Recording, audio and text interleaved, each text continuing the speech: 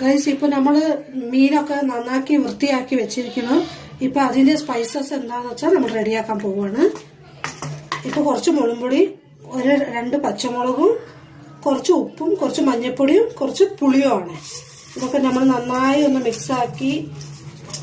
ഇത് നല്ല സ്പെഷ്യലായിട്ട് ഉണ്ടാക്കുന്ന ഒരു ഫുഡാണ്.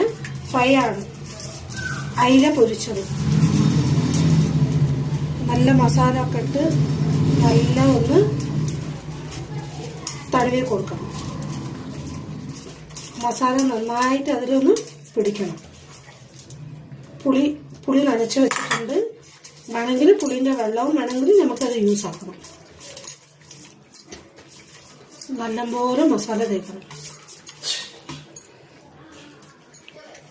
ഇത് നാടൻ അയിലയാണ്. നാടൻ അയില ആയപ്പോൾ നല്ല രസം ഉണ്ടാവും കഴിക്കാൻ.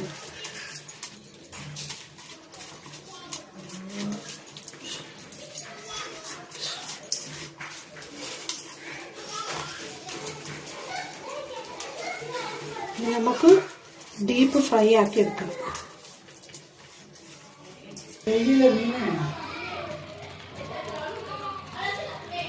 ഗൈസ്, ഒരു 10 മിനിറ്റ് മീന് നന്നായിട്ട് ആ മസാലയിലൊന്ന് പിടിക്കണം.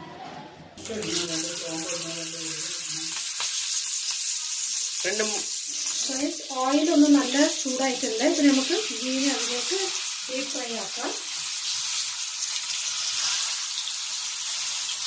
ഓയിൽ നല്ലപോലെ ചൂടാവണം, ഇല്ലെങ്കിൽ മീനത് ശരിയാവില്ല.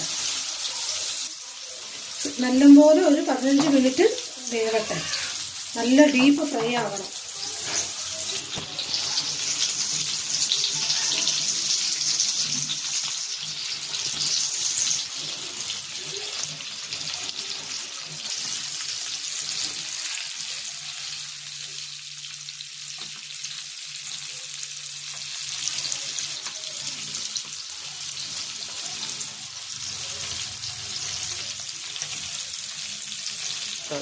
ഗൈസ്, ഇപ്പൊ നന്നായി അത് ഫ്രൈ ആയി. ഇപ്പൊ നമ്മളത് തിരിച്ച് മറിച്ചിടാൻ പോവാണ്.